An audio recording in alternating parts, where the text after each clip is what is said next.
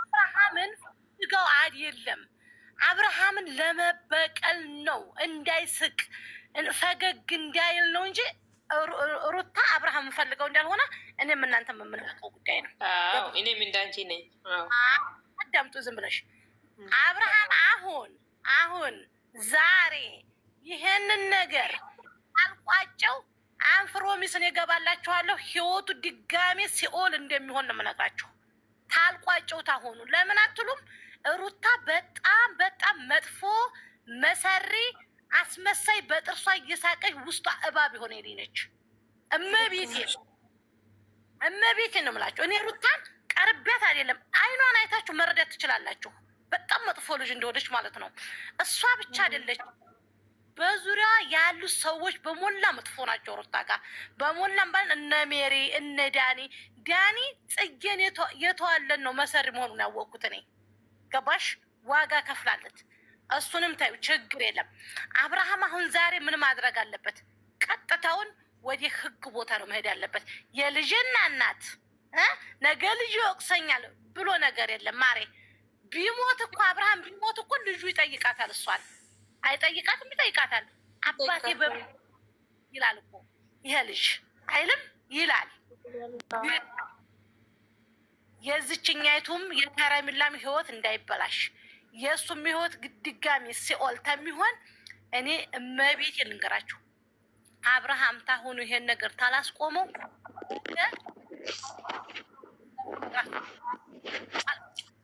ቤቱም መካመታር በጣም እባብ ናቸው። በጣም እኔ ሩታ ጋር ተገናኝቶ አንድ ብርጭቆ ውሃ ጠልቆ ባይጠጣ ራሱ ደስ ይለኛል። እንዴን ያስተሳሰብ ነው። ውድቅ አለፈው ያቀን እናቴ አይጠጣም። ፋጡማ ኦኬ ሶኬ ጣይ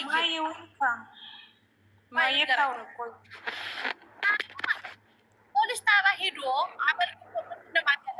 አጠገቤ ላደርስ እሷም በዙሪያው ያሉትም ሰዎች አጠገቤ ላይ ደርሱ ህይወቴን ላይ በጥብጡ ብሎ ወረቀት ማውጣት አለበት። የህግ ወረቀት አጠገቡ ተደርጎ ውሳኔውን ሊያስወስን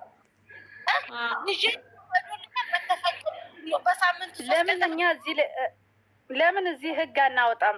ሉሌማ ተይ ብቻውን ያድጋል፣ እግዚአብሔር ያሳድገዋል። ስለ ሉሌ ከሆነ ምን ተብሎ በሳምንት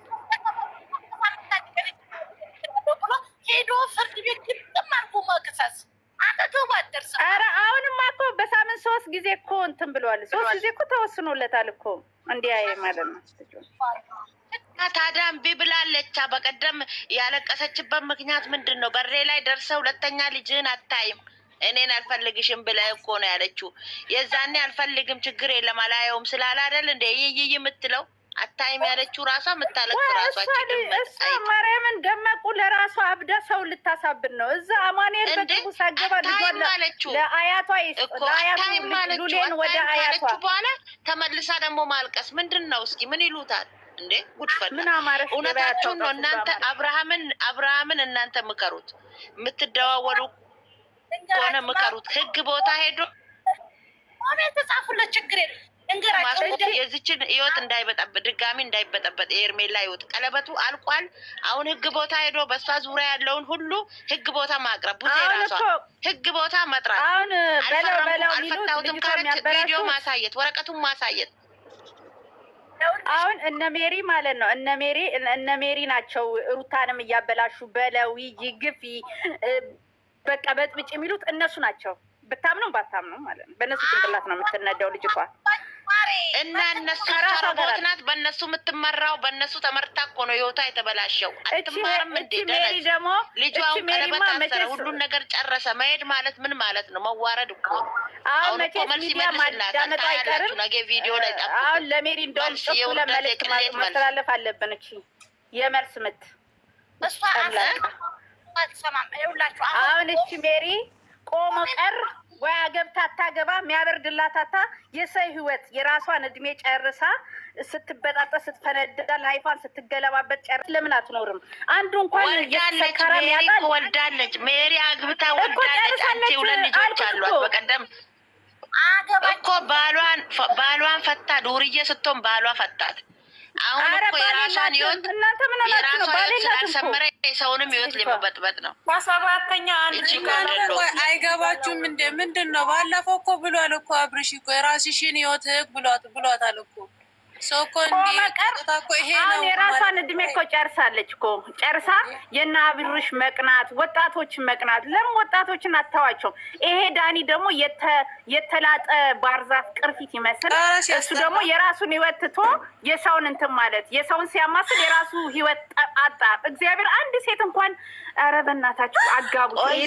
ይሄ ዳኒ አንድ ቀን አንገቱ ሲቀነጠስ ታያለሽ። ያልሆነ ቦታ ጭፍጭፍ ባያረጉት ልጆች ታያለሽ።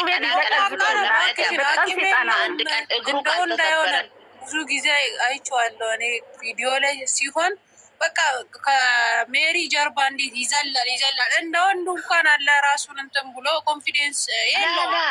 አይደለም ሜሪን እኮ ተጫውታለች። ወደ ሪታ ትመለሳለህ ግዴታ ነው ስለው፣ አዎ ግዴታ ነው። ወደ እሷ ትመለሳለህ። እስኪ እኔ ሞቼ ነው አንተ ቀለበት የምታረገው አለ። አንተ ሳትሞት በሰላም እያለክ ራሱ የወሱ ቀለበት አድርጎ ቀለበቱን ጨርሶ ኬኩን ቆርሶ ከጨረሰ በኋላ ነው የሄዳችሁ እናንተ ሮቶ አልቋል። ተፈጽሟል። ካሁን በኋላ ግርግር ቢነሳ ቢደባደቡ አልቋል። ቀለበት አድርጎለታል። አልቋል። ያከተመ ነገር ነው። አሁን በህግ ማስቆም ይችላል። አብርሃም ወደ ህግ ሄዶ ከራሱ በላይ ነው። ህግ መጠቀም አለበት። አዎ ጨረሰ። ማሳሰር አለበት።